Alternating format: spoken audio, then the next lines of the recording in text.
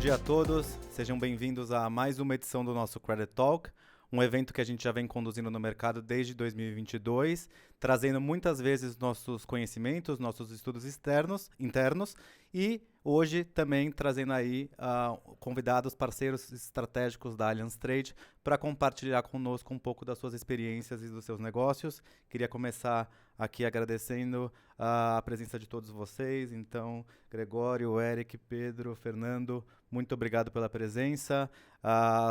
Nessa manhã chuvosa, de uma certa forma, frio em São Paulo, bastante trânsito, a gente estava comentando a dificuldade que foi para chegar, mas tenho certeza que vai valer a pena aí essa conversa que a gente vai ter na próxima hora, vai ser bem produtiva para que a gente possa disseminar bastante esse conhecimento tão importante quando a gente fala de crédito.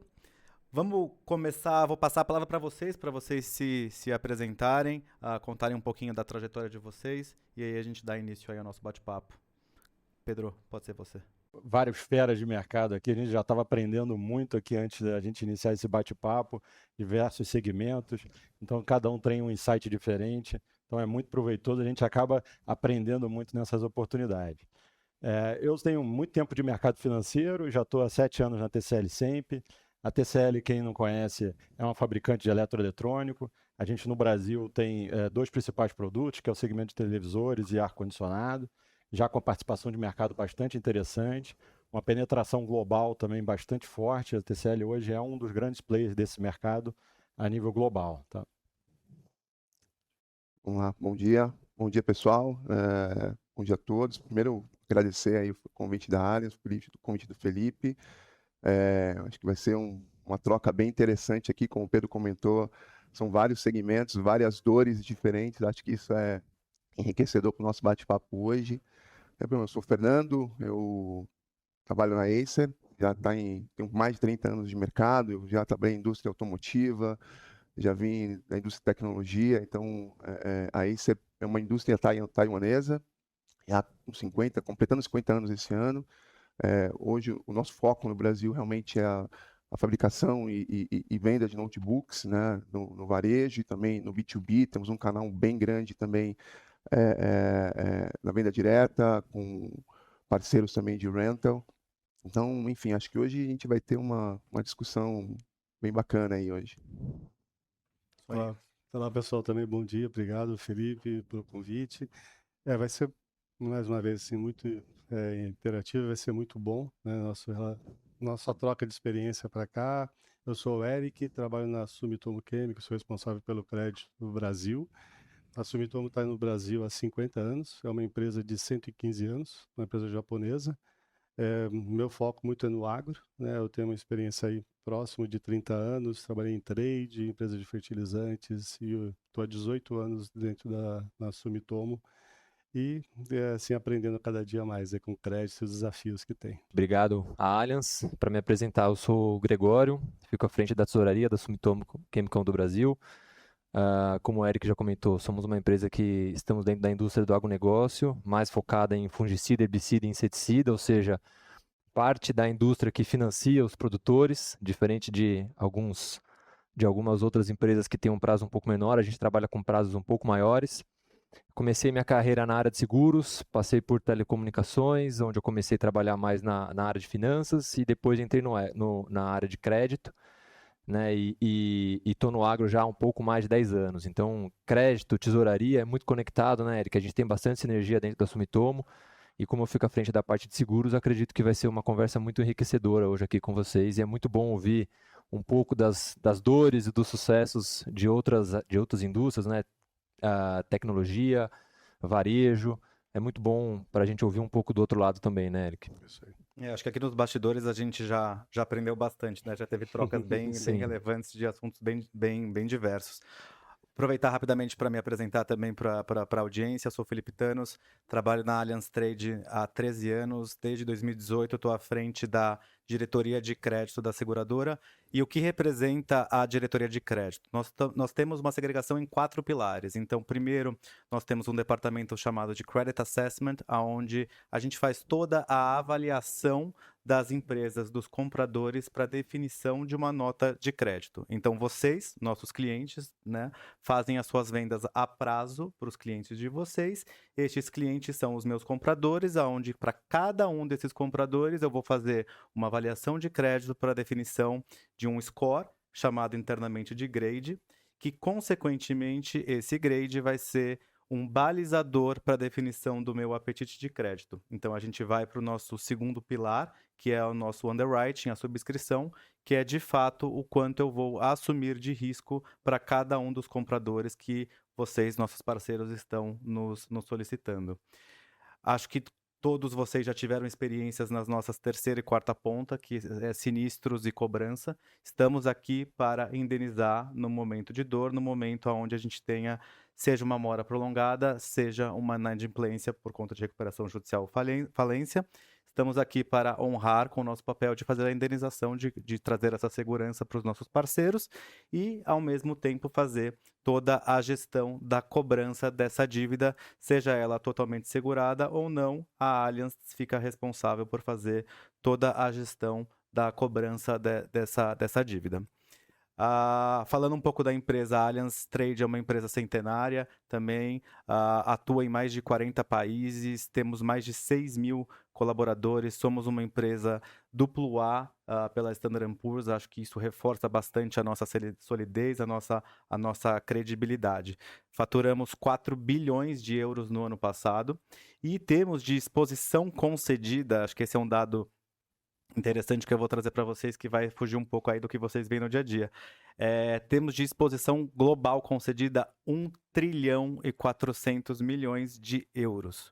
O que significa dizer que cada vez que vocês, como os nossos clientes, nos fazem solicitação de um limite de crédito para qualquer comprador, e esse comprador passa pela avaliação, passa pela subscrição e é feita a concessão, seja total, seja parcial, essa exposição entra nesse nosso book de exposição que hoje já soma mais de 1 trilhão e 400 milhões de euros globalmente.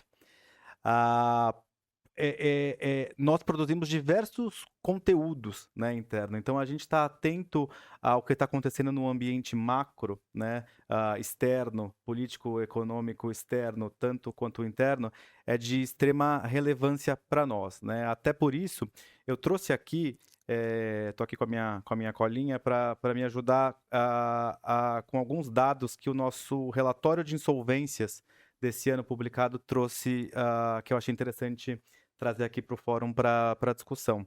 Para quem estiver acompanhando online, convido a acessar o nosso site, conhecer o relatório completo de insolvências feito pelo Grupo Allianz Trade. E eu trouxe aqui 3 pontos que eu queria destacar para a gente começar essa nossa conversa. Primeiro, as insolvências empresariais globais devem crescer 6% em 2026, tá? Para 2027, a nossa expectativa inicial é de estabilização, mas estabilização em níveis altos ainda, quando a gente pega a nossa média histórica. O avanço global, né, de casos de insolvências para 2026 também vem puxado nos nossos indicadores por Brasil, tá? Brasil é um dos mercados da América Latina mais pressionados em termos de insolvências corporativas, tá? Quando eu estou falando de insolvências corporativas, eu estou falando de recuperações judiciais deferidas e falências decretadas, ok? Por fim, quando a gente pega especificamente o Brasil, a gente vem numa tendência ascendente de insolvências que chama bastante atenção. Alguns dados aqui, em 2023, o Brasil teve mais 39% de insolvências corporativas, 2024, 22%, 24% no ano passado, somando 3.939 casos, e para esse ano a nossa projeção mostra um aumento versus 2025 de mais 8%, ou seja, a gente chegaria em pouco mais de 4.200 empresas insolventes, tá? E o que esses números refletem, né? Qual que é o contexto que daí eu quero começar trazendo um pouco do contexto global e questionando meus colegas aqui da Sumitomo um pouco dos impactos do momento atual global, adverso global que a gente passa no business de vocês, né? O que isso representa quando a gente fala em desafio de crédito, o que isso representa quando a gente tem, por exemplo, grandes conflitos acontecendo agora no Oriente Médio. A gente escuta bastante falar sobre o efeito imediato que isso causa na inflação, né? Globalmente. E no caso de vocês, muito se fala também sobre preço de fertilizantes disparando, o que, atrelado aí a outros riscos inerentes do negócio, né, que vocês atuam, trazem bastante preocupação em termos de perspectivas. Como que vocês enxergam hoje os principais desafios de crédito para a Sumitomo? Hoje, Felipe, ele traz uma pressão, a gente enxerga que traz uma pressão do setor primário, né, de agricultura e commodities, uma pressão muito forte no custo que o produtor vai sofrer, né? Hoje, a guerra do momento, né, dali do bloqueio do Estreito de Hormuz, onde passa grande parte do fertilizante nitrogenado, do fósforo, que é essencial para o produtor brasileiro. Isso eleva o preço, espreme mais ainda as margens, dentro de um cenário aqui de juros altos, onde o produtor, para ele poder rodar, plantar, ele precisa tomar um crédito hoje na casa de 20% a mais de 20% em média. Isso, assim, cada vez mais deixa a conta a margem muito próxima e um risco de uma inadimplência maior por questão climática também, né? Se o cenário se tudo der certo, né? Se fala muito no agro que uma fazenda lá, plantio produtor é uma indústria a céu aberto, né? Eles têm a janela que vai chover, que vai poder, mas isso tudo pode mudar a qualquer momento e impacta diretamente na produtividade dele. Então, se algo já não fechar, um custo de frete, né, ele impacta, né, no fertilizante, mas impacta no frete marítimo da exportação, no preço de prêmio no porto. Então, isso traz para nós, né, de conceder o crédito, olhar bem todos os cenários e aquilo que é possível para a gente fazer para mitigar esse risco conjunto e muitas vezes oferecendo também para o produtor alguma ferramenta, algo que pode ajudar ele a mitigar esse risco. Perfeito. Exato, e acho que só complementando o que o Eric trouxe, uma preocupação grande que a gente tem é que na indústria de químico nós somos os últimos a receber o recurso. Então, diferente da empresa de fertilizante, de semente, que o produto vai primeiro, né, e o produtor ou o distribuidor muitas vezes já paga aquela conta em prazos menores, nós dependemos de toda essa fazenda a céu aberto, né, essa empresa a céu aberto, como o Eric comentou, para que aquele produtor performe, consiga fazer consiga colher aquele grão e comercializar para então nos pagar. Então, a partir do momento que você tem um preço de um fertilizante mais alto, um preço de uma semente mais alta, e você traz essas margens mais estreitas para o produtor, no fim do dia é mais ou menos quem chega primeiro bebe água limpa. Então, o recurso ele é escasso, então a gente tem que ter uma política de crédito realmente muito robusta para poder identificar quem é aquele produtor que realmente tem a capacidade de fazer o pagamento, e não só do ponto de vista produtivo, mas também do ponto de vista de gestão de risco, como o Eric comentou, né? Oferecer algumas ferramentas financeiras como barter, né? Que talvez para os nossos colegas não seja tão familiarizado. Sim. É uma operação de troca, né? Onde a gente, para algumas empresas que têm a unidade de recebimento de grão, o produtor faz o pagamento do produto que ele adquire da Sumitomo via a entrega desse grão. No nosso caso, como a gente não tem unidade de recebimento, né? A gente não tem silo, a gente faz uma negociação com uma trade, então esse produtor, a partir do momento que ele colhe aquele grão, ele entrega na trade, a trade, ao invés de pagar o produtor, ela faz o pagamento para a Sumitomo. A gente sai do risco? Não, o risco ele continua, ele é inerente. Então, pensar em algumas ferramentas que a gente consiga direcionar um pouco disso. O seguro de crédito vem muito nesse sentido, né? Então, lá dentro da tesouraria, né, a gente costuma tratar o seguro de crédito como, de fato, uma transferência de risco. Certo. O risco, ele continua, ele existe. Só que aí vai do meu apetite do quanto que eu consigo absorver, Sim. quanto eu não consigo, esse excedente eu transfiro para a seguradora, e mediante isso um pagamento de prêmio. Então, o seguro ele também é uma dessas ferramentas que nos ajuda a talvez tomar ali algumas decisões do quanto que a gente pode financiar um cliente lá na ponta final para garantir o recebimento. Perfeito, perfeito. Vocês comentaram sobre algo que eu venho repetindo, venho falando muito, que é a questão da taxa de juros, né? A gente tem aí a Selic finalmente começando a mostrar algum alívio, ainda que vou ser repetitivo aqui, quem me escuta vai falar, ele sempre fala isso, mas é a realidade. Qualquer taxa de juros no Brasil acima de 2 dígitos vai trazer ainda um grande impacto para os demonstrativos financeiros das empresas, né?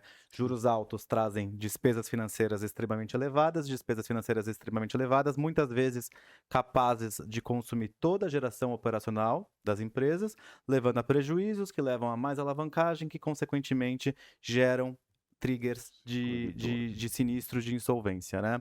Indo aqui para a indústria de vocês, né, para o varejo, é correto assumir hoje que taxa de juros é o principal motivo de preocupação de crédito para as indústrias de vocês, ou vocês enxergam outros riscos que deveriam ser mencionados? Não, com certeza a taxa de juros é o principal, vamos dizer, inibidor, e ele atua não somente na ponta das empresas, mas também na ponta do consumidor, né? Porque a gente é dependente do crédito das empresas e para o crédito ao consumo, né? Com bens duráveis, sem o consumidor, né, não existe razão de existir. Exato.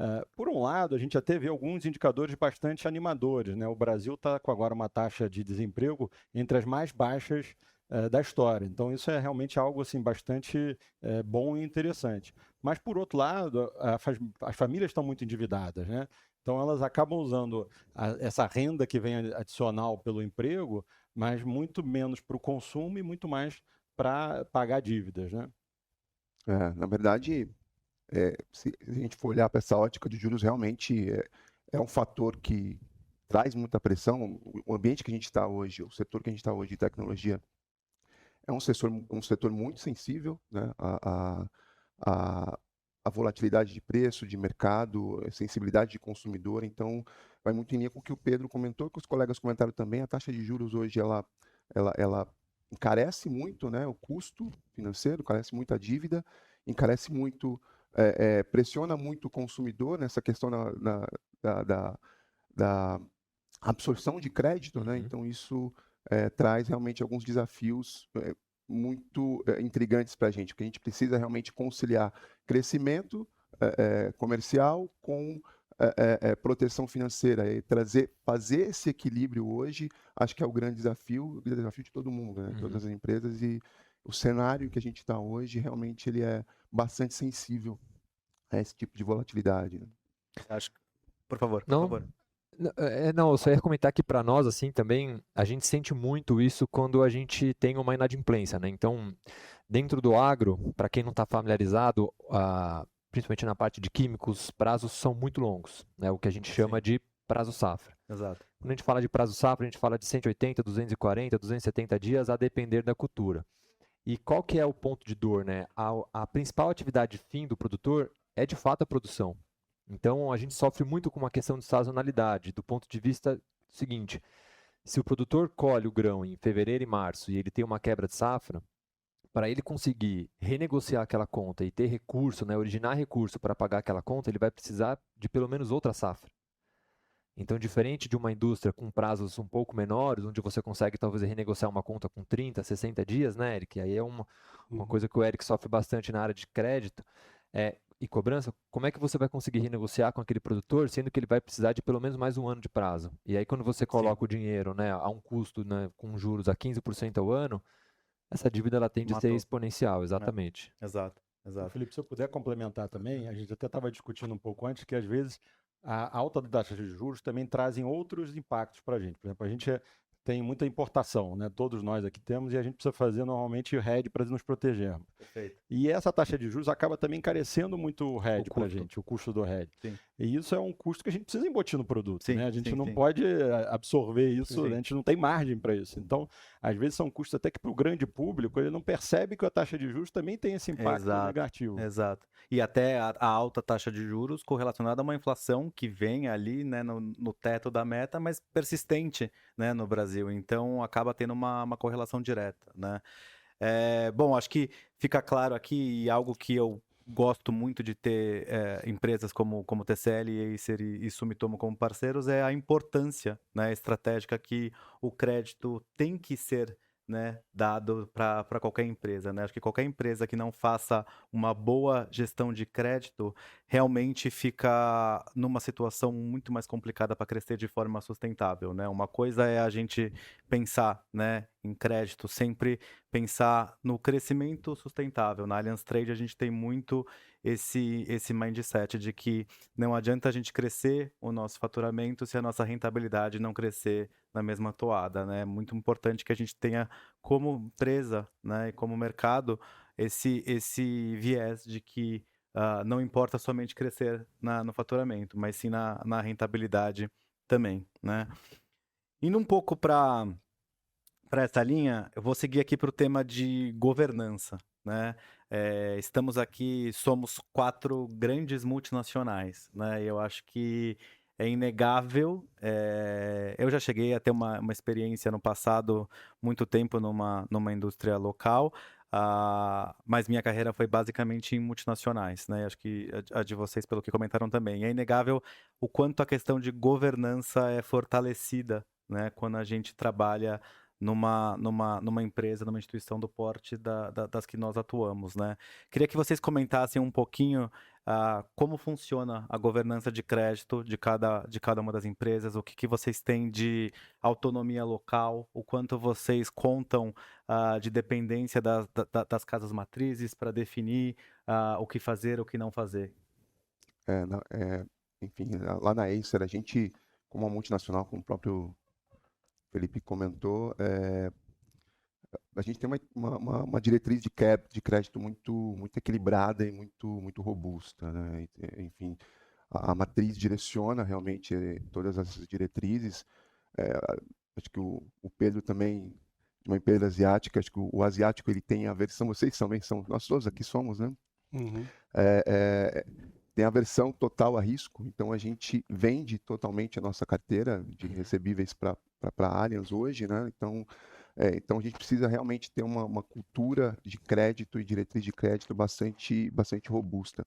Obviamente, a gente, observando o mercado brasileiro, que tem bastante uma cultura muito particular, né? Que a gente diz de jabuticaba aqui, a gente tem certa autonomia local. Então a gente tem uma combinação muito equilibrada e muito importante entre diretriz global e autonomia local. Isso traz bastante punção assim, ao negócio, né? Porque a gente, olhando muito para o mercado brasileiro, que tem realmente muitas particularidades, a gente consegue ajustar dentro de padrões estabelecidos na política, em que a matriz realmente ela observa isso com bastante frequência, bastante rigidez, mas a gente consegue de alguma forma ajustar isso localmente, né? Então, hoje, por exemplo, trazendo um pouquinho da experiência que a gente tem, nós também montamos hoje uma política de crédito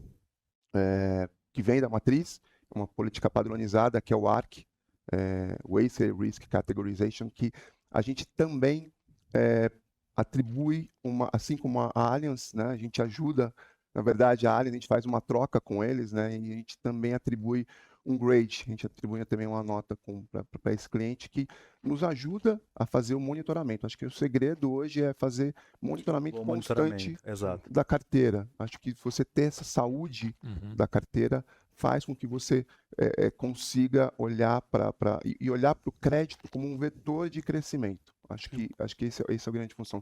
Obviamente, você tem que mitigar risco, mas ele tem que ser uma ferramenta de apoio ao crescimento, né? Tem que ser um vetor de crescimento para que você possa crescer com segurança. Acho que além de crescer crescer rápido, você tem que crescer com segurança, crescer com garantia, que acho que é isso que as empresas mais buscam aqui, né? No meu caso, acho que tem muita similaridade, né? Então, essa questão de aversão ao risco realmente é muito forte na cultura. Eu gosto de citar exemplo, por exemplo, da Amazon, né? Que eu acho que seria, de repente, um dos melhores riscos a nível mundial. E mesmo para a Amazon, a empresa busca ter proteção ou fazer, sei lá, cessão de carteira, usar alguma forma de mitigar o risco. Então, não é uma questão de Brasil ou de um nome A ou B, é sim realmente uma questão de política global de mitigação de risco. Diferente um pouco, aí pontuando aqui uma diferença, eu até fico um pouco de inveja, por vocês terem falado de autonomia. No meu caso, a coisa já é um pouquinho mais complicada. Eu diria que é basicamente uma integração. Então, a gente já não diria nem que tem o headquarter e o time local. A gente trabalha muito em sinergia, Juntos, né? muito juntos. Até essa semana, visitamos inclusive a Allianz, o meu head global de tesouraria está aqui no Brasil. E realmente a gente faz uma gestão bastante conjunta. Obviamente que a matriz entra mais com a política, né, com os guidance, com as governanças, mas eles também são muito detalhistas, eles vão mais no detalhe, querem entender um pouco, né, acompanham muito de perto a questão do aging dos recebíveis, são muitos relatórios, né, tem uma visibilidade completa e bastante rápida de qualquer coisa que aconteça aqui no Brasil. O que a gente consegue, obviamente, trazer? Né? Muitos insights de Brasil. O Brasil é um país, realmente, que a gente vem falando aqui, com muitas especificidades. Então, a questão, por exemplo, de judicialização, recuperação extrajudicial, recuperação judicial, são coisas... Virou uma moda, né? Virou uma moda explicar isso, né? Explicar isso em inglês para um chinês, né? Exatamente. Né? Ou para o japonês, né? Então, isso é sempre o nosso desafio. Mas a gente trouxe alguns insights valiosos para o time da Matriz, como, por exemplo, no mundo, eles usam poucas seguradoras ocidentais, né? Basicamente, eles usam muito as seguradoras chinesas. E a gente foi pioneiro em trazer as seguradoras globais, né, aqui, através das filiais aqui do Brasil, para atuar de forma mais contundente. Então, principalmente, a gente usa aqui mais as seguradoras globais, né, as ocidentais, do que a chinesa, e foge isso completamente do padrão das outras subsidiárias. E isso agora está sendo replicado para outras subsidiárias. Então, foi uma iniciativa nossa aqui, que até surpreendeu eles, e agora está tendo essa replicação. Outro ponto que a gente faz bastante localmente, foge um pouco também, que é a questão de cessão de crédito. Então, a gente fez uma parceria com mais de 20 instituições, entre fundos e bancos, né? Para que a gente possa, à medida que o seguro de crédito não consiga atender toda a nossa necessidade, a gente buscou então essa ferramenta de mercado para também, porque perder venda é uma palavra proibida, né? Exatamente, exatamente, perfeito. Então, ótimo, assim, bem em linha, né?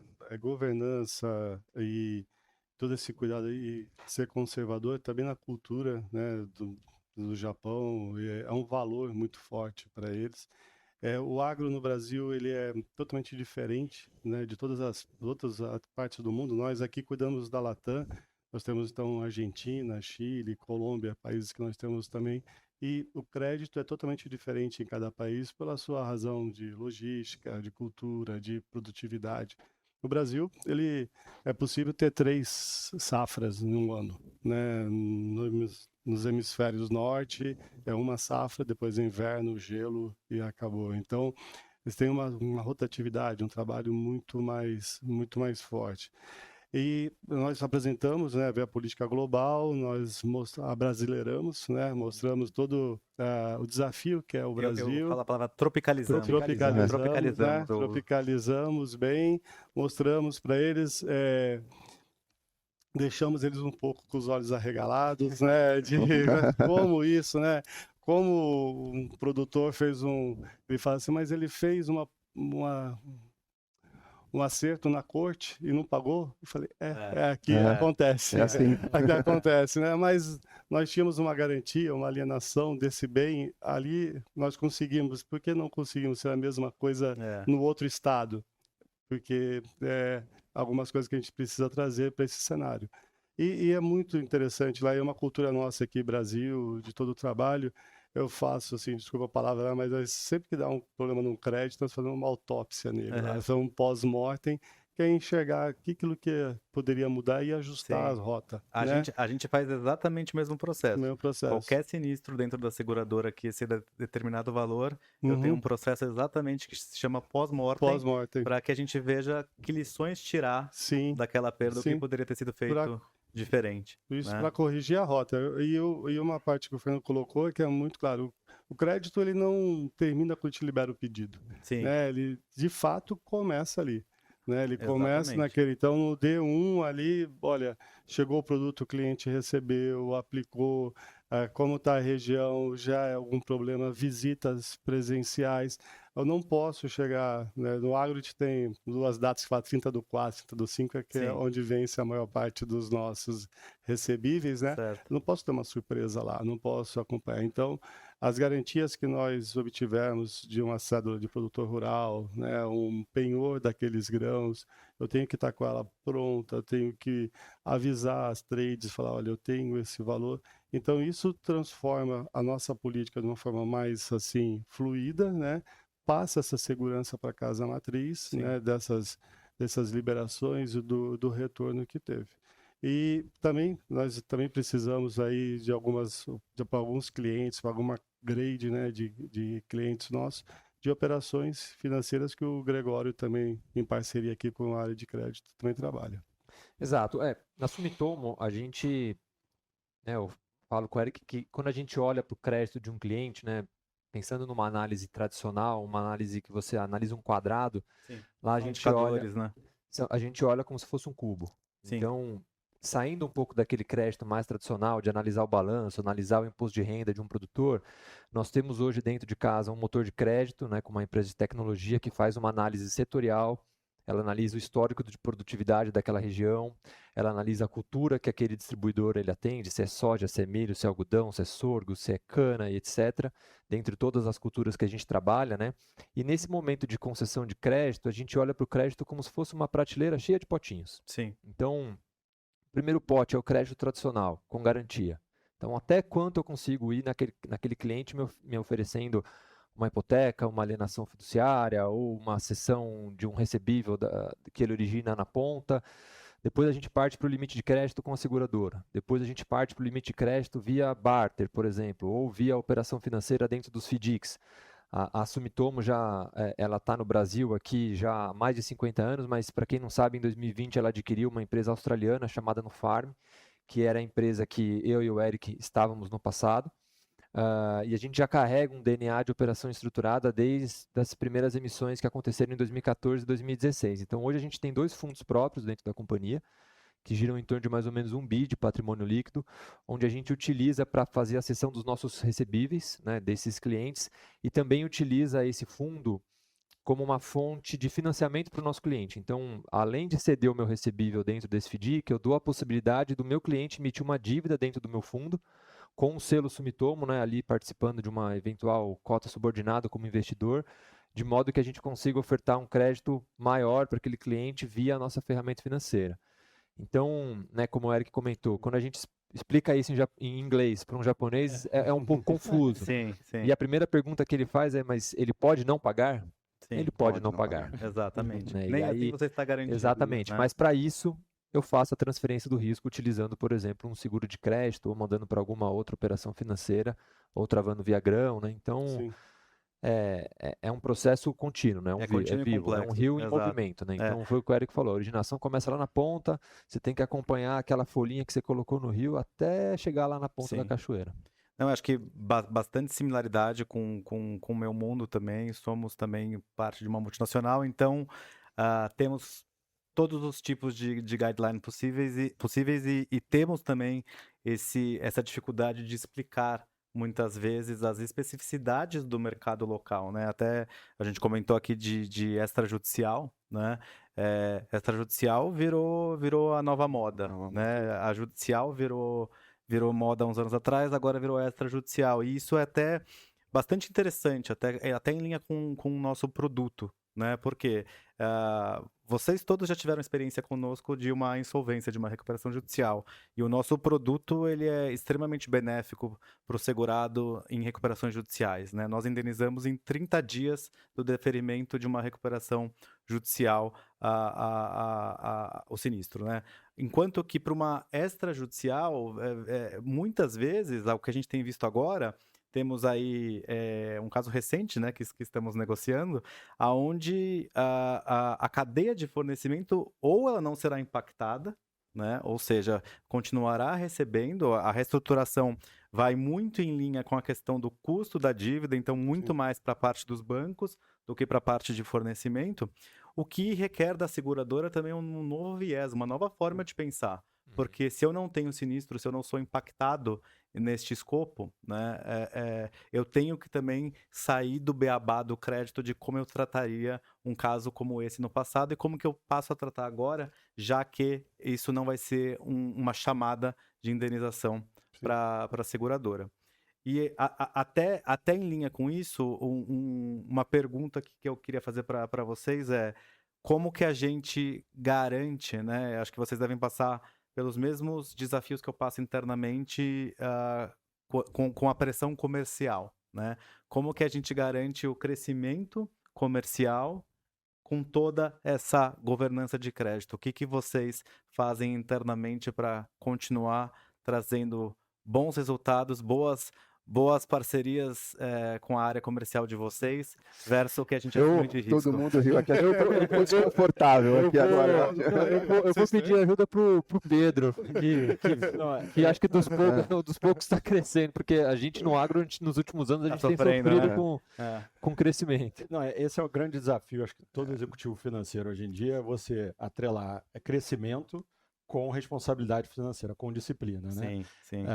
Obviamente, a gente falou já de alguns mecanismos que a gente tem, né? O seguro, as operações financeiras, mas uma coisa que eu queria ressaltar, né? Eu tenho trabalhado muito comigo e a minha equipe lá, proximidade com a área comercial. Certo. E com os clientes. Para mim isso é fundamental. Estava vendo, você estava comentando, né, que você vai para campo, né, e vai visitar. Isso para mim é a grande ferramenta que a gente tem, a proximidade e o conhecimento de mercado. E o quanto a gente pode mudar a nossa opinião de crédito quando a gente tem, né, um olhar diferente, né? Com certeza, porque essa ida a campo, né? Porque obviamente os demonstrativos financeiros são uma ferramenta, o seguro de crédito, mas nada melhor também do que olho no olho, você conversar, Exato. conhecer né, a história, como é que é a estratégia. Então, várias vezes eu enxergar o CAPEX. Eu gosto disso, de enxergar o CAPEX muitas vezes. Onde né? está o dinheiro? Onde está o dinheiro, exatamente. O nosso fundador, né, lá na TCL, sempre, né, que originalmente era sempre, né?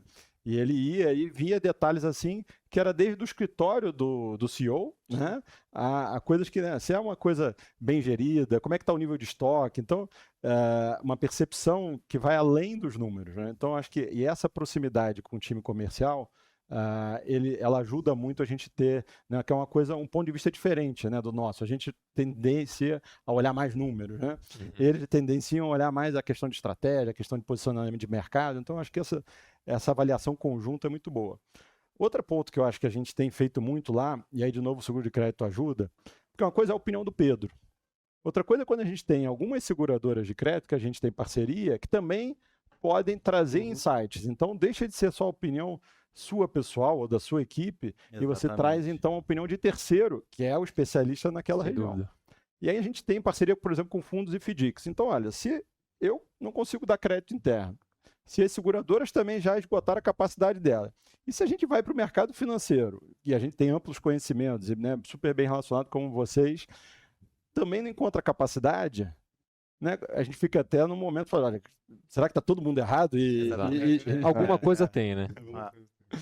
Então, acho que essa que é a dinâmica que a gente tenta imprimir no dia a dia para chegar a um consenso, né? Não deixa de ser uma decisão mais pessoal ou individual, para ser uma decisão quase coletiva e consensuada. Acho que o nosso papel, eu gosto de dizer, né, no crédito, que a gente não está aqui para falar não, né? Eu gosto de seguir a linha de que a gente está aqui para direcionar o esforço, né, aonde a gente de fato pode ter apetite para diversificar portfólio, para expandir para outros mercados, né? Então, nós como seguradora, por exemplo, a gente tem uma base local, Brasil, por exemplo, eu tenho mais de 60 mil compradores no meu portfólio. Então, óbvio que eu vou ter compradores mais estressados, que eu não tenho capacidade para oferecer, mas eu posso fazer esse trabalho, né, de trazer para vocês, para os nossos clientes, quais são os riscos que a gente estaria disposto a correr, em quais empresas aquele tipo de operação faz sentido, né? Peers, né, da indústria, que eventualmente tenham condições financeiras muito mais fortalecidas, né, do que especificamente se a gente foca em um risco específico e fica somente no não, né? E uma dúvida aqui que eu acho que é interessante trazer para vocês e compartilhar um pouco da metodologia interna é relacionado à utilização do produto. Quando a gente fala do produto, então seguro de crédito, qual é a política de vocês? Vocês se alavancam em excesso ao que nós, como seguradora, concedemos? Ou seja, vocês assumem risco próprio ou o que a seguradora diz é o máximo apetite que vocês vão ter para aquela empresa? Vou dizer no caso da Acer, como eu comentei no começo, a gente lá na Acer realmente não tem, a gente vende 100% dos nossos recebíveis, né, para a seguradora, a gente terceiriza esse risco.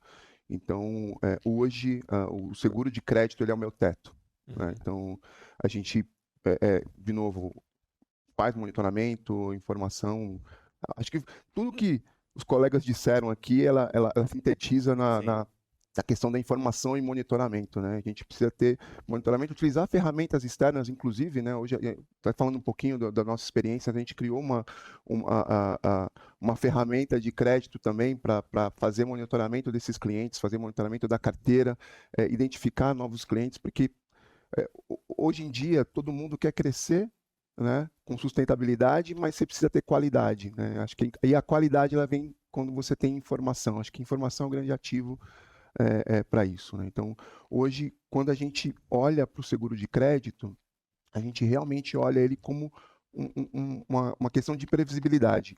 Quando eu olho para o crédito, eu sei o quanto que eu vou ter eu olho para uma receita Você projeta prevista. a sua receita. Exatamente. Uhum. Eu projeto a minha receita para que eu tenha visibilidade realmente do negócio. Então, hoje, para a gente lá, a questão de Ou seja, seguro... vocês não assumem não qualquer assumo tipo risco. de risco interno. Hoje, risco interno, a gente não assume. Não é A tolerado. gente atualiza a política com base realmente no que a gente tem hoje de seguro de crédito. E, Felipe, assim, voltar até um pouquinho na pergunta anterior, né, sobre da parte comercial, eu estava dando risada porque eu estava com uma reunião com o diretor, disse que estaria aqui, né? Ele pediu o link, ele falou, eu vou entrar para pedir para você liberar. Vai mandar, liberar aqui, eu vou mandar aqui no chat aqui, para você. você liberar aqui, você vou perguntar, está liberado o cliente e tal, você já fez. Mas isso, só assim, muito brevemente, a gente começa, o financeiro, o crédito, cobrança e tesouraria, a gente tem que estar muito próximo do comercial e da área de marketing, né? Então, como nós estamos com safras, né, de uma forma muito preventiva, eu participo de reuniões de comitês, quais são os distribuidores que nós vamos, nesse ano, fazer um phase-out, igual nós vamos tentar atrair do mercado. E se esse que nós vamos atrair, ele está bem, se ele está bem financeiramente, para dar o suporte que nós precisamos crescer. Então, começa nessa linha e de toda a disponibilidade que a gente pode ter. Então, de uma linha geral, eu faço lá uma adesão de crédito, né? Então, eu vou dar um crédito para o Gregório, como ele disse ali, como que eu vou com esse crédito que o Gregório faz? Um exemplo é um distribuidor no Mato Grosso, eu tenho um potencial de venda de 30 milhões de dólares para ele. Como que eu vou, né? Só no seguro? Se eu vou só numa alienação, vou no bate-bate? Então, eu já divido isso com a minha área comercial, faço os phases de faturamento durante o ano. Então, à medida que ele aporta essas garantias, né, o crédito é liberado e tem ele uma rotatividade, num determinado momento ele vai pagar, o crédito vai girar e a gente já consegue sair alinhados isso para cada safra. Então, é algo que para nós ele é muito importante estar lá, porque se a gente operar sozinho, né, se eu ficar fechado numa salinha vendo só os indicadores financeiros definindo ou não crédito, eu acabo tropeçando no crescimento da empresa, Sim. sendo uma parte que não consegue alavancar. Sabe que uma coisa que a gente tem na Allianz e que me agrada muito, eu gosto muito, porque nós temos metas conjuntas. Sim. E eu acho que isso funciona muito bem.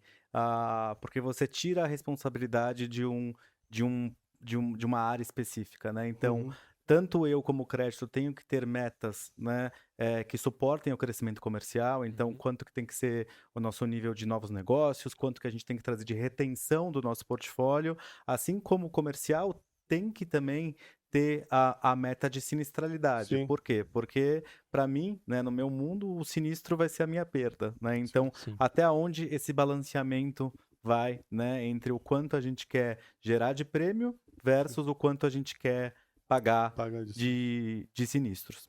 E uma parte, só desculpa, assim, da gente seguir nisso, né? A gente mostra esses indicadores lá de inadimplência também para o comercial, eles são também afetados já dentro da parte de remuneração deles também. E isso fortalece para nós também bastante essa política e mostrar que esse é o indicador. Quanto ali o limite da seguradora, nós podemos ir além daquilo que conseguimos fechar ou o crédito da seguradora nos atende, com algumas ferramentas financeiras, como o Gregório colocou, que eu estou fora desse risco, né? Ou buscamos até às vezes alternativas junto com o nosso corretor, nosso broker pode fazer trazer uma outra cobertura em cima desse valor, se a gente não está muito seguro a respeito disso. Mas, de uma certa forma, a gente vê muito mais a liquidez, a capacidade desse cliente em trazer esse retorno para a gente, né, no campo, do que só o limite. Às vezes a seguradora entende e fala para mim, Eric, eu estou topado com esse CNPJ, né, com esse cliente, eu não consigo te atender ali. E aí a nossa parte financeira, conversando com o comercial, nós vamos buscar algumas alternativas para atender. Perfeito. Acho que, Pedro, é legal você fazer um comentário aqui. Sei bem que a cultura chinesa vai bem diferente nesse caminho. Eu queria que você comentasse um pouco. Na verdade, a gente, como eu disse anteriormente, a gente não pode vender hoje sem seguro. Para vender ou sem seguro, tem que fazer operação financeira para sair do risco. Assim, exceção existe, mas eu preciso de aprovação até do meu CFO global. Então, óbvio, você chegar na mesa do CFO global, precisa ser a exceção da exceção. Isso traz com que a gente encare o seguro de crédito como uma ferramenta estratégica.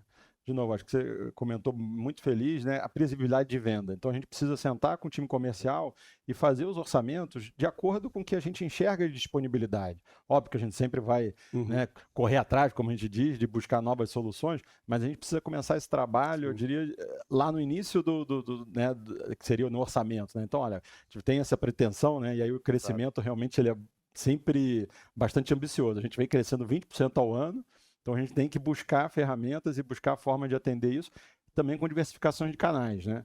Então, no nosso caso agora, um dos pontos que a gente está focando é atender diretamente ao consumidor. Então, fugir um pouco do canal tradicional, que é o varejo, e começar a atender um pouco o consumidor direto, principalmente agora que as vendas online são muito mais representativas, principalmente no nosso segmento. Então, abre essa oportunidade da gente acabar abrindo um canal diferente, onde, obviamente, risco sempre vai ter, mas pelo menos é outro tipo de risco, e aí você consegue balancear os riscos de uma forma mais adequada. Perfeito. Alguma experiência que vocês gostariam de trazer para a audiência sobre a utilização do produto do seguro de crédito, que seria importante compartilhar? Como que vocês sentem? Eu gostaria de compartilhar, ouvindo um pouco de vocês, me lembra um pouco, eu trabalhei numa empresa antes da Sumitomo que era muito semelhante à política de crédito da Acer. Era uma empresa de agro também, uma empresa alemã, só que lá o seguro de crédito, eu não vou dizer que ele era um limitador de crescimento, ele era um vetor, ou seja, ele vai muito de encontro com o que a empresa quer para o Brasil. Aquela empresa, no caso, ela tinha o crescimento totalmente vinculado ao limite de crédito, ou seja, limite de crédito é R$1 milhão, eu vou vender para aquele cara 1 milhão ou 1,5 milhão, a depender do quanto ele consegue girar de acordo com o prazo. E uma estratégia que a gente adotou na época que eu estava à frente da tesouraria foi a inserção de uma pólice de top-up. Então, dado que uma seguradora ela conseguia ir até um determinado limite, a gente buscou uma segunda opção de seguradora. A gente teve ali uma série de discussões para poder conseguir alinhar os conflitos de interesse, porque se o cara está em mora e ele vai pagar, por exemplo, uma conta vencida, você vai baixar do saldo de quem? Do primeiro ou do segundo risco? Então esse foi um dos nossos maiores desafios. Mas a gente conseguiu colocar o produto em pé e a empresa cresceu, se eu não me engano, de um ano para o outro de 30, não me lembro, foi 30 ou 35%, por conta de ter mais capacidade de crédito com uma segunda pólice de top-up, exatamente. Então, para nós foi uma estratégia muito positiva no passado. Perfeito, perfeito.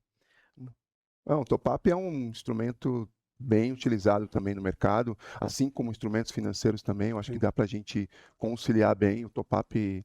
Nós também já utilizamos lá do top-up. Acho que é uma está cada vez mais difundido. As É, próprias eu acho que o seguradoras- grande encontro, desculpa te interromper, Pedro, acho que o grande problema é se você conciliar custo disso, Sim, né? sim, Você sim, conseguir sim. conciliar e conseguir fazer com que isso caia dentro do teu custo para que você consiga Sim.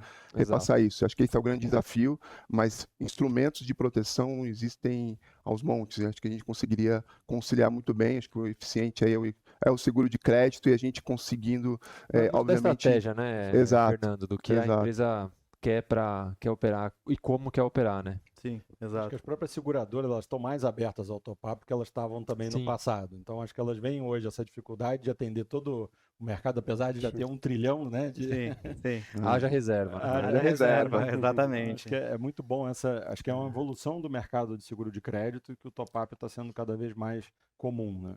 É. Fernando aproveitou aqui e me deu a deixa, porque minha última pergunta programada eu ia falar, questionar cada um de vocês qual conselho vocês dariam para quem decide crédito hoje no Brasil. Você já deu uma dica que seria contratar seguro de crédito. Então já tá ajudando aqui a Allianz Trade. Algum outro ponto que vocês consideram essencial para a gente deixar de mensagem final? Não, eu corroboro aí com o Fernando também de ser o seguro de crédito, ele te traz uma segurança e te ajuda muito na evolução da tua política, da tua análise, da condução desse crédito. E falando assim um pouco de novo, no crédito hoje, principalmente, seja o setor que você tiver, é o monitoramento, o acompanhamento, buscar ferramentas de mitigação de risco e, sobretudo, você conhecer, né? Eu tive no começo desse mês aqui no Rio Grande do Sul e visitei uma empresa que está listada na B3.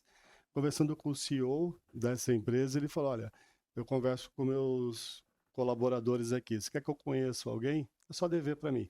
Né? Porque ele olha a relação de todos os clientes que estão devendo e cobra, ele liga para as filiais e faz. E isso passa a ser uma parte cultural da empresa. Então, a empresa não existe só aquele departamento que vai fazer a cobrança, o departamento que vai fazer o crédito, está dentro da cultura.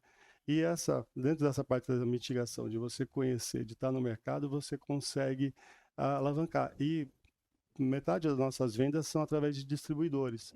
Então, eu preciso ver como que eles dão crédito. Então, vou colocar assim, né? Em conjunto com a seguradora aqui, eu melhoro, corroboro a minha parte e também transmito isso para eles. Por tempos, nós nos reunimos com esses distribuidores, visitamos eles, vejo como que dá o crédito, porque eu posso ser muito criterioso aqui e analisar o crédito, mas lá não é tão criterioso. Exato. E se ele tiver algum default, tiver uma inadimplência alta, vai respaldar, vai passar aqui. Então, esse é um trabalho sempre que eu preciso, para quem dá crédito, olhar toda a ponta, né? Do início que você fez até, de fato, o pagamento. Quais são as variáveis onde você precisa atuar. Ainda que eu falo, poxa, a responsabilidade desse crédito é desse meu distribuidor.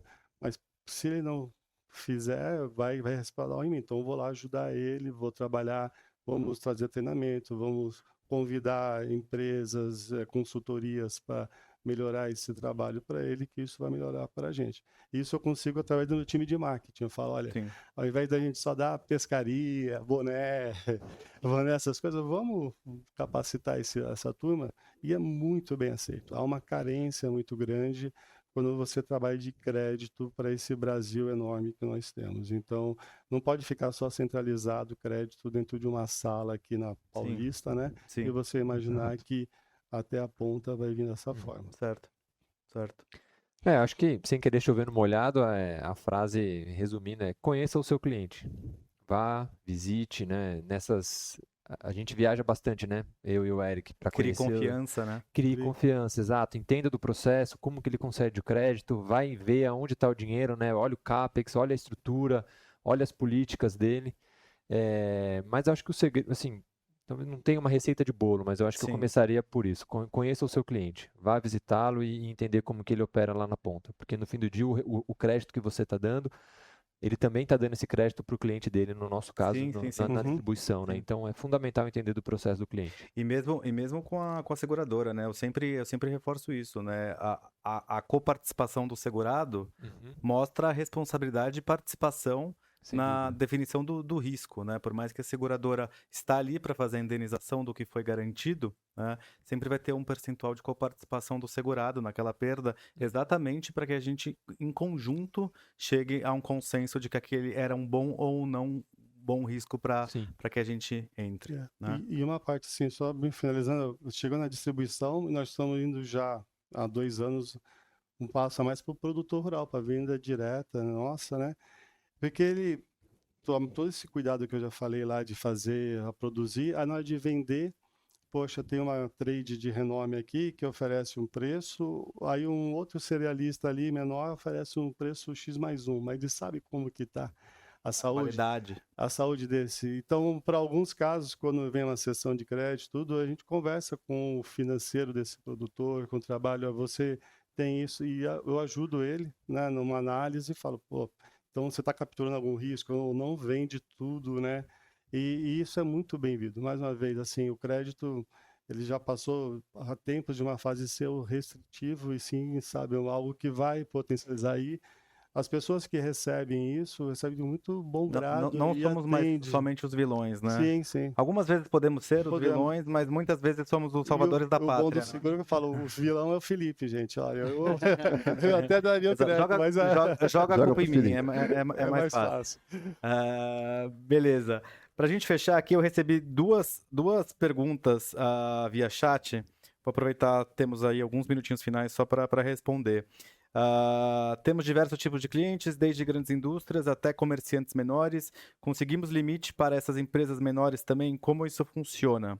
Boa pergunta. Sim, conseguem limite para empresas menores também, tá? Nosso expertise ele vai desde empresas listadas em bolsa com maior nível de governança corporativa possível até microempresas onde a gente tenha pouquíssima informação disponível para análise.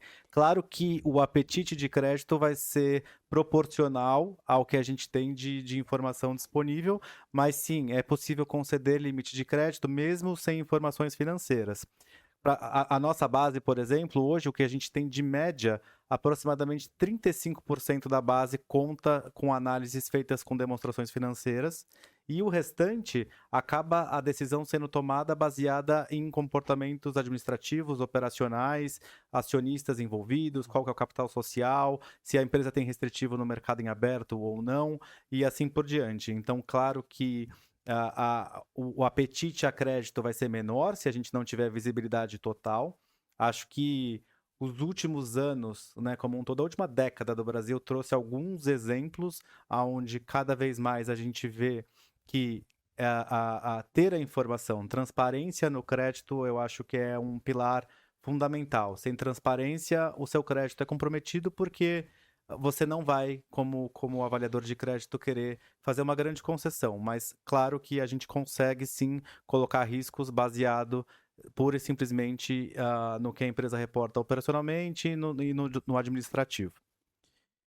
E teve aqui uma segunda pergunta que foi: existe seguro de crédito para vendas online? Importante ressaltar que precisa ser B2B. Sim, somos especializados especificamente em B2B. Se eu entendi bem a pergunta, sim, qualquer empresa, qualquer fornecedor que venda para qualquer outra empresa é elegível a ter seguro de crédito. O que a gente faz é garantir o recebimento de qualquer transação que foi feita com um prazo de pagamento concedido. Então, qualquer operação feita de um fornecimento para um comprador final com um prazo acordado, esse risco de crédito é exatamente aonde a seguradora vai entrar garantindo o pagamento em caso de não cumprimento.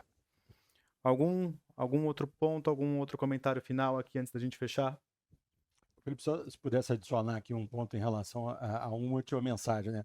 A gente incrivelmente não falou de inteligência artificial aqui. Sim. Verdade. Olha, aqui, Verdade, não, foi não, comentado. Tinha que ser 2 horas, né? Eu tô ali preocupado com o relógio, que eu já tô no horário, tinha que ser 2 horas. Mas eu acho que a análise de dados, né? A gente falou Sim. muito de, eu acho que é importante a proximidade, mas hoje em dia a gente tem uma quantidade de dados enorme nas nossas empresas, e eu acho que ter um bom banco de dados e fazer o uso disso para a concessão do crédito né? Mas primeiro você tem que higienizar o dado, você tem que ter o data lake muito bem formatado. Treinar muito bem, né? Exatamente. A máquina para ela trabalhar para você, né? Sim. Hoje a gente tem na seguradora já uma grande ajuda, né? Nosso processo de automação ele é extremamente vivo, aproximadamente 70% aí das decisões que a gente toma no mês já são via inteligência artificial, né? Mas é vivo isso, né? A gente tem que estar Sim. sempre treinando e usando até os recursos, né? Acho que esse é um ponto legal, né, nosso do crédito, porque eu honestamente eu não tenho esse receio de que a inteligência artificial, eu sou muito questionado isso, a inteligência artificial vai substituir o seu trabalho? Não, eu não acho. Eu acho que ela veio para complementar o meu trabalho. Sim. De fato, ela consegue entregar algo que antigamente eu poderia demorar 2 dias para produzir, Sim. mas os pontos tangíveis que a gente comentou, por exemplo, de você estar à frente, de você entender o seu cliente, o risco que você está correndo, isso, para mim, o humano é insubstituível. insubstituível. É. Exatamente. Sim. Volta Exatamente. para as relações, né? Pessoais. Exatamente. Exatamente. Beleza, eventuais outras perguntas que vierem aí via chat, a gente vai responder aí na sequência. Quero agradecer muito a participação de vocês 4 aqui nessa manhã comigo. Como eu comentei, sei que traz aí a sua dificuldade, a gente sair, vir para um estúdio gravar, mas tenho certeza que foi muito produtivo e trouxe bastante conteúdo enriquecedor para nossa audiência. Quero agradecer a todo mundo que ficou presente conosco até agora também, a reforçar que esse conteúdo vai ser gravado e disponibilizado para todos vocês que participaram. Temos novas sessões de Credit Talk por vir. No próximo trimestre devemos fazer mais uma sessão, provavelmente presencial também. Fiquem ligados nos nossos conteúdos que o convite vem por aí. Obrigado aí para todo mundo. Tenham um Obrigado. bom dia. Obrigado. Obrigado. Bom Até dia, mais. gente. Obrigado.